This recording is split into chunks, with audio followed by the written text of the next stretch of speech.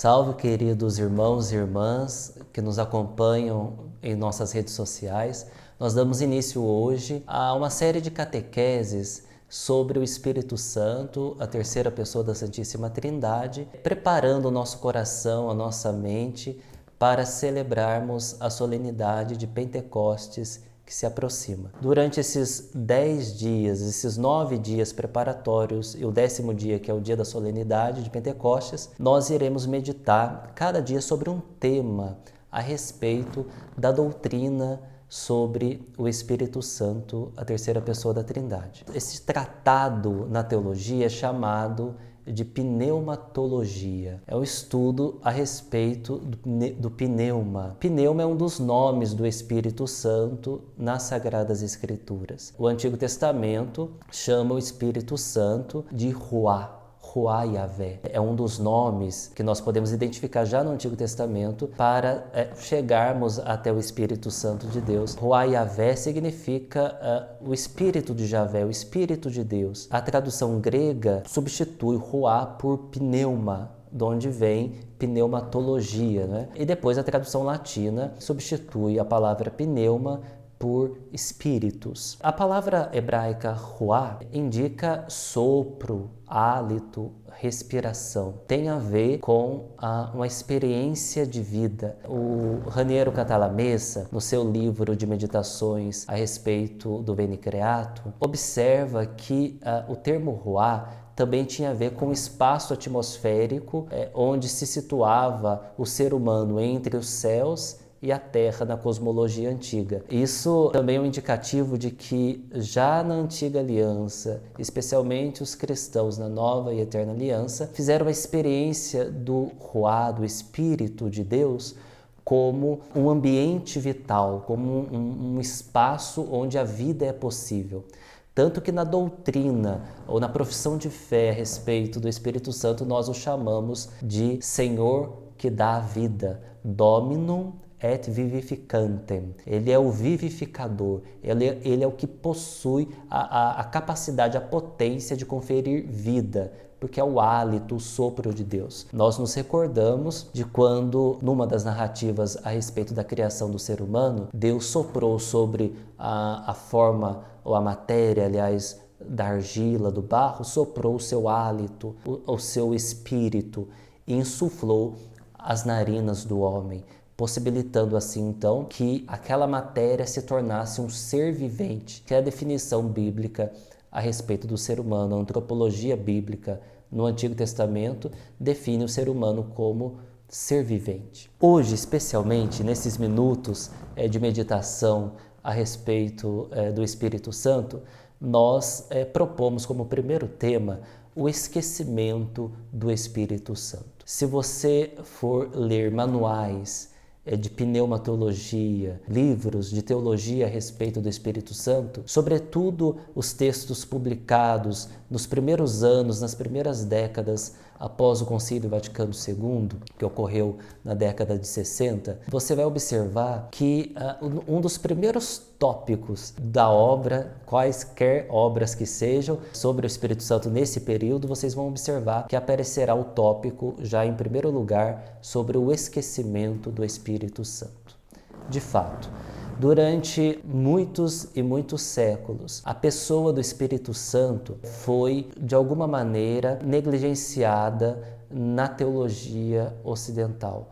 Há, muitos autores indicam, uma espécie de minimalismo pneumatológico, ou seja, a consideração do Espírito Santo raramente em si mesmo, mas sempre sendo considerado em relação a seus dons, a sua ação em Cristo, na obra da criação e assim por diante. Nunca ou raramente uma consideração profunda a respeito de suas propriedades e a respeito de seu ser. As razões deste esquecimento são variadas. Então, cada abordagem, cada autor identifica e elenca vários pontos que podem ser considerados como chaves nesse esquecimento da teologia do Ocidente, especialmente a respeito do Espírito Santo. Um dos pontos que Royo Marín, importante teólogo espanhol, salienta é a dificuldade de nós termos uma relação tangível com o Espírito Santo. Rui Marinho observa que a criação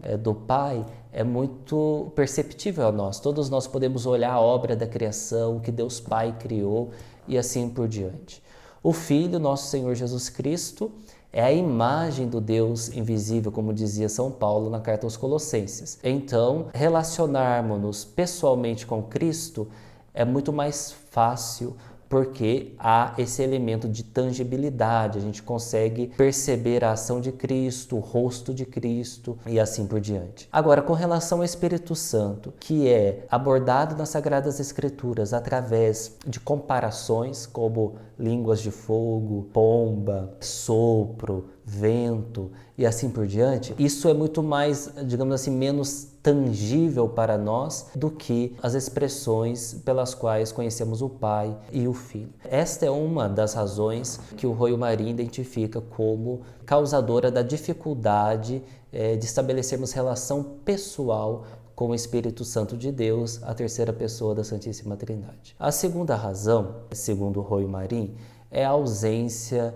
de doutrina. De fato, quando nós observamos, inclusive, na profissão de fé niceno-constantinopolitana, a parte referente ao Espírito Santo é bem concisa, bem enxuta. Alguns hinos litúrgicos antigos o consideram assim de maneira muito mínima, como, por exemplo, o hino litúrgico do Glória, né? Que, embora evidentemente seja cristocêntrico, centrado em Jesus Cristo, menciona de maneira assim muito ligeira a pessoa do Espírito Santo. Então, Rui Marinho faz assim a gente observar que no desenvolvimento da doutrina cristã a respeito da Trindade, o Espírito Santo sempre foi considerado normalmente em relação aos seus dons, e nunca em relação a seu ser em si mesmo. Uma terceira razão, um terceiro ponto chave que possibilitou o esquecimento do Espírito Santo, ou que pelo qual nós podemos identificar esse esquecimento, é a carência de piedade litúrgica, de manifestações litúrgicas, de devoções. De fato, apesar de que a novena em preparação a Pentecostes, a novena que prepara a festa, a solenidade do Espírito Santo, seja uma das mais antigas da Igreja, uma das mais tradicionais da Igreja, na consciência do povo católico, a devoção acerca do Espírito Santo é bem reduzida. Nós temos em muitas dioceses experiências assim belíssimas em que os padres, os dirigentes conseguem orientar o povo em busca de uma proximidade, uma relação com o Espírito Santo através de suas festas, preparando, por exemplo, Festa do Divino ou Novena de Pentecostes e assim por diante. Isso é muito importante para a superação do ponto de vista da prática da fé desse tipo de esquecimento. Rui Marinho ainda observa que o esquecimento do Espírito Santo gera consequências terríveis, funestas na vida dos cristãos. O Espírito Santo é Senhor que dá a vida. Ele possibilita, como nós dizíamos no início, possibilita a vida sobrenatural da graça. É através dele que, pelo batismo, nós nascemos para a vida da graça. Como que uma sementinha colocada, semeada no terreno do nosso coração, o Espírito Santo semeia a vida da graça em nós quando somos batizados, e essa semente anela, deseja desenvolver-se. Quando nós esquecemos o Espírito Santo, quando nós não nos confiamos a Ele, nem recorremos a Ele, essa sementinha da graça plantada em nós, ela fica ali atrofiada, sem desenvolvimento. A vida da graça em nós pode ficar estática, pode ficar assim, digamos, desnutrida, para usar uma comparação com o desenvolvimento do nosso organismo biológico, se nós nos esquecermos do Espírito Santo de Deus. Essa experiência que nós constatamos hoje e que paulatinamente, aos poucos, por uma ação pastoral assim, consciente, vai sendo superado e modificado essa realidade, ela também, de alguma maneira, era verificável já no âmbito da igreja primitiva.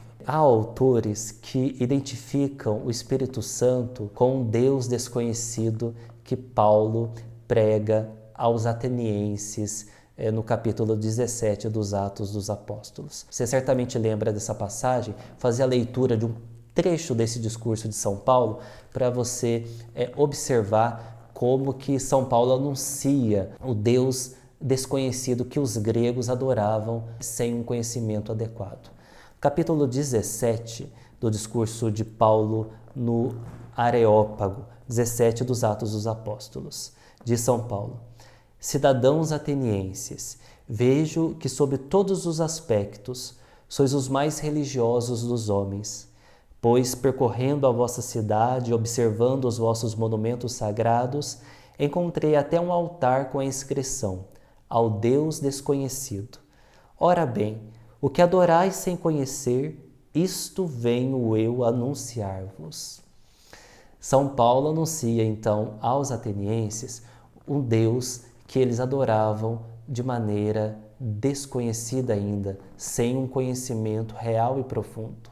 Nós, cristãos, nós, católicos, que cremos no Espírito Santo, na sua divindade, na sua igualdade em natureza com o Pai e com o Filho, muitas vezes somos parecidos com esses atenienses, que adoram um Deus que no fundo não conhecem com profundidade. Inclusive, no capítulo 19 dos Atos dos Apóstolos, São Paulo, estando em Éfeso, encontra alguns discípulos e pergunta-lhes, veja que interessante, olha a pergunta de São Paulo: recebestes o Espírito Santo quando abraçastes a fé?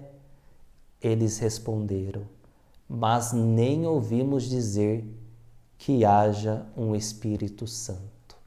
Veja que perigo, irmãos, irmãs, que perigo. Nós que temos uma fé triuna, fé num Deus que é trino, isto é, que é três pessoas, que são três pessoas, Pai, Filho e Espírito Santo, e é uno, que tem uma única substância, uma única natureza, uma única ousia, como nós veremos na continuidade dessas catequeses. Muitas vezes nós que cremos na Trindade, nós não sabemos da profundidade da terceira pessoa da Trindade, que é o Espírito Santo. Nem sequer ouvimos dizer que haja um Espírito, nem sequer ouvimos dizer que haja um Espírito Santo.